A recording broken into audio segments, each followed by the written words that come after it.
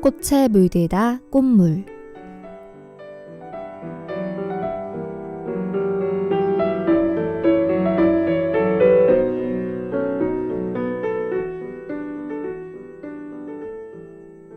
안녕하세요 동아인 여러분, 꽃물의 DJ 김민영입니다. 여러분은 꽃들을 좋아하나요? 언젠가 한번 꿈에서 정원을 간 적이 있었습니다. 크고 예쁜 꽃들이 수없이 피어 있었죠. 너무나 아름다운 광경이었습니다. 꿈에서 깨고 난 후에도 그 장면이 잊혀지지 않았어요. 그 후로 모든 사람의 기억은 꽃으로 변해 내면에 심겨있는 것은 아닐까 하는 발상을 했습니다. 그래서 꽃들에겐 저마다 다른 뜻이 있는 거라고요. 저는 우리 기억 속에 피어있는 꽃들을 하나씩 거두며 꽃들이 품은 우리 기억을 들여다보려 해요. 잊고 있었던 기억, 소중한 기억, 아픈 기억을 되돌아보며 더 좋은 기억을 만들어 보도록 해요.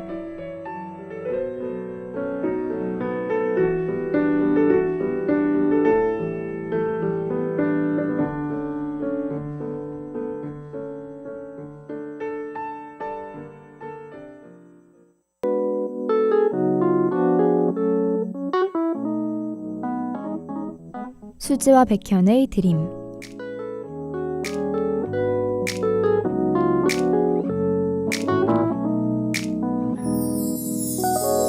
예쁘네 오늘도 어제만큼, 아니 오늘은 더 예뻐졌네.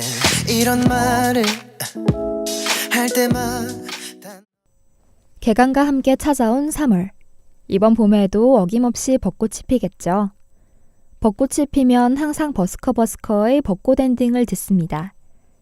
봄바람 휘날리며 흩날리는 벚꽃과 갓 시작한 연애의 설렘이 느껴지기 때문이죠. 설렘이란 마력은 남녀가 쉽게 연애를 시작하게 해요. 벚꽃의 꽃말은 연인의 매혹입니다. 마음을 사로잡던 그 기억을 떠올려봐요.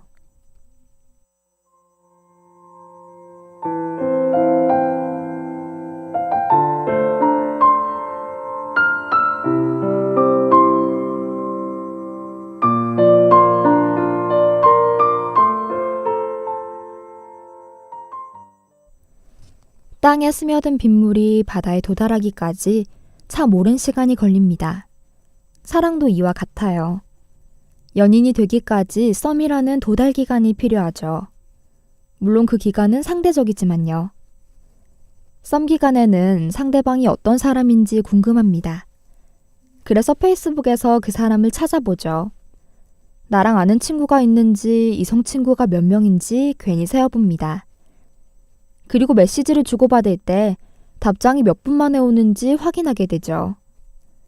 답장을 보내는 텀과 관심도는 비례하기 때문이에요. 이 설레는 과정을 거치면 비로소 한 커플이 탄생합니다. 여러분, 처음 애인에게 사랑한단 말을 건넸을 때가 기억나나요? 썸 기간은 하지 못한 가장 듣고 싶은 말을 들었을 때 몽글거리는 마음을 숨길 수가 없더라고요. 이땐 정말 별걸 다 좋아합니다. 그 사람의 향도, 그 사람이 쓴 정갈한 글씨에도 매력을 느낍니다. 그런데 연인이 되었다고 해서 완전히 사랑을 이룬 것은 아닌 것 같아요. 처음 만날 때 몰랐던 상대방의 단점과 불만을 감싸야 하죠. 연애하는 동안 한창 싸우는 시기가 찾아옵니다. 20년 동안 다른 삶을 살아왔으니 서로 싸우는 건 당연해요. 그 시기가 지나고 돌아보면 정말 하찮은 걸로 싸웠더라고요. 짧은 치마 때문에 술을 자주 마셔서, 말투 때문에 영화 취향이 달라서. 우린 이런 사소한 것들로부터 차차 맞춰가야 하죠. 이 단계를 지나면 연애의 안정기가 됩니다. 서로 이해하고 용서하고 보듬어주는, 기댈 수 있는 사이가 된 겁니다. 우린 사랑하는 그 사람에게 아끼는 거 없이 모든 걸 내주고 챙겨주게 돼요. 꼭 큰 것을 말하는 것이 아닙니다. 감동은 작은 것에서 더 깊게 몰아치거든요. 제가 남자친구에게 떡볶이에 어묵을 좋아한다고 말하자 그날부터 남자친구가 떡볶이에 떡만 먹더라고요.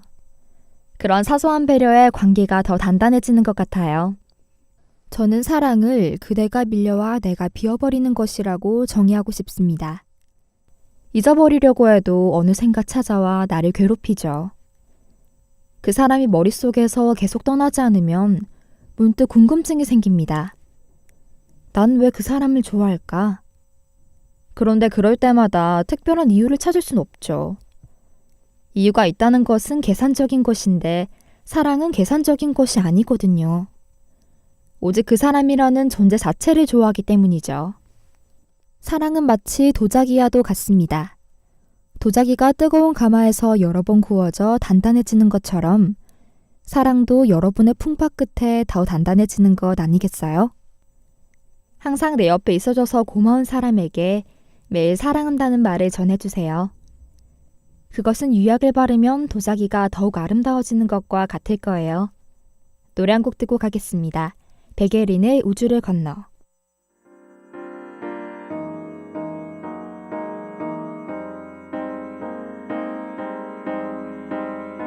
혼자서 널 기다릴 때면 나 혼자 다른 액상에 있는 듯해. 여기서 네가 있는 곳까지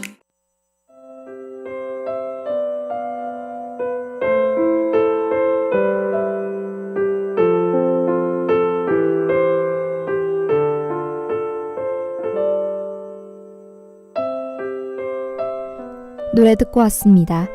벚꽃을 뒤이어 꺼내볼 기억은 제라늄입니다. 제라늄은 원소가 떠오르는 듯한 이름과 달리 아름다운 진분홍색의 큰 꽃을 가졌습니다. 흔히들 가정에서 키우는 식물인데요. 제라늄이 가진 기억은 추억입니다. 그중 학창시절에 대한 기억을 떠올려 보려 해요.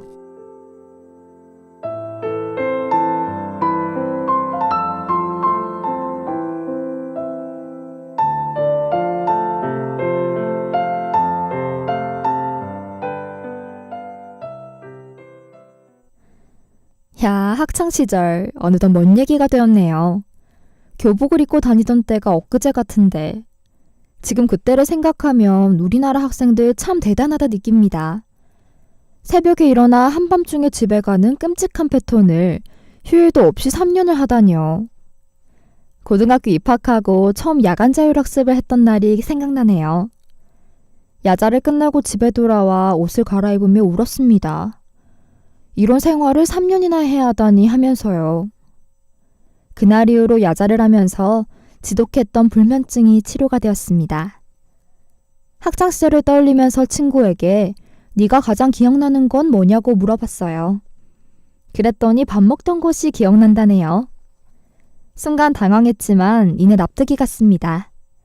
저와 제 친구는 아침 도시락팸을 결성하여 책상을 붙이고 앉아 매일 밥을 먹었죠. 도시락을 싸오지 않은 날엔 매점에서 주먹밥과 라면을 먹었습니다. 매점 아줌마 몰래 전자레인지에 컵라면을 데우다 혼나기도 하고요. 석식을 먹고 난 후엔 볼품없는 급식을 욕하며 분식집에서 떡볶이를 탐닉했었죠. 그리고 과식한 날엔 치마 단추를 풀고 야자를 했었죠. 아, 정말 그립네요. 단순히 먹어서 좋았던 게 아니라 친구들과 함께한 그 순간이 재밌어서 기억에 오래 남는 것 같습니다. 잠시 노래 한 곡 듣고 남은 기억을 회상해 보겠습니다.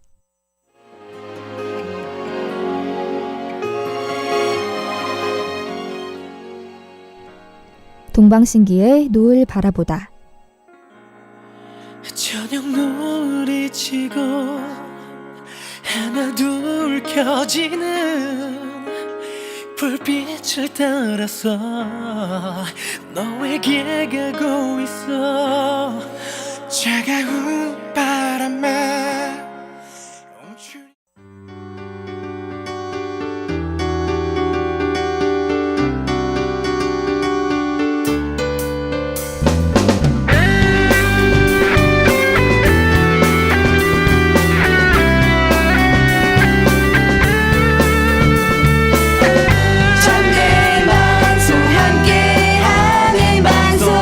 우리들의 소리 동아대학방송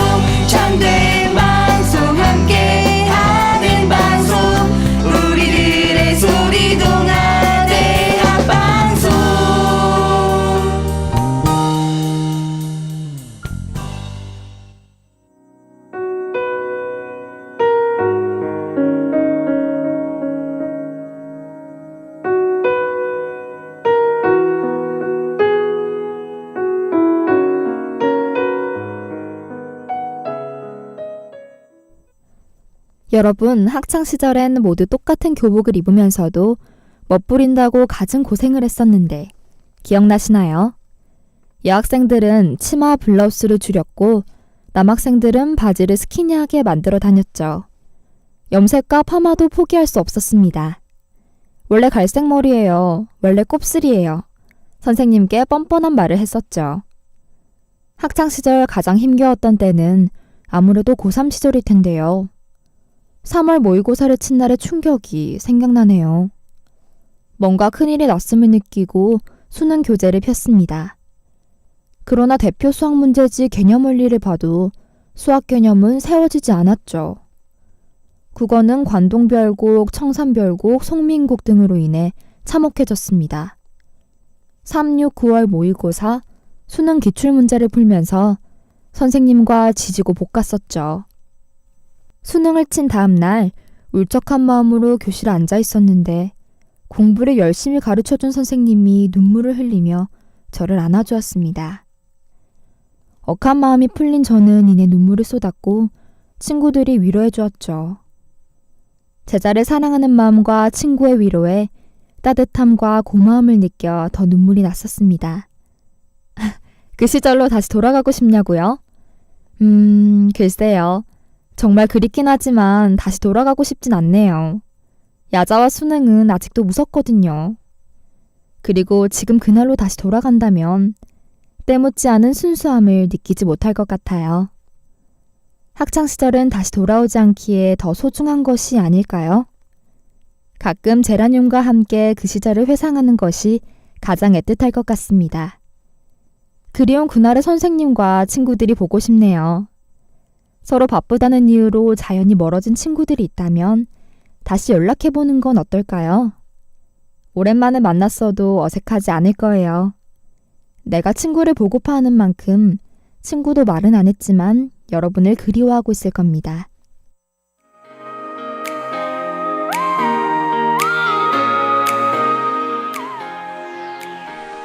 여자친구의 시간을 달려서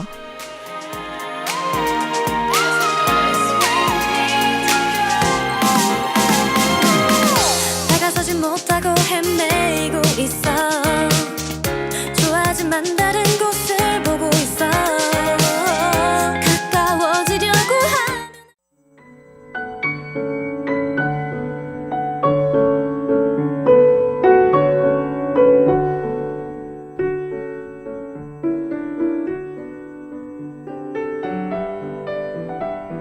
곧 피어날 벚꽃과 제라늄으로 사랑과 학창시절에 관해 이야기해봤습니다. 잊고 있었던 기억이 새록새록 피어나셨나요?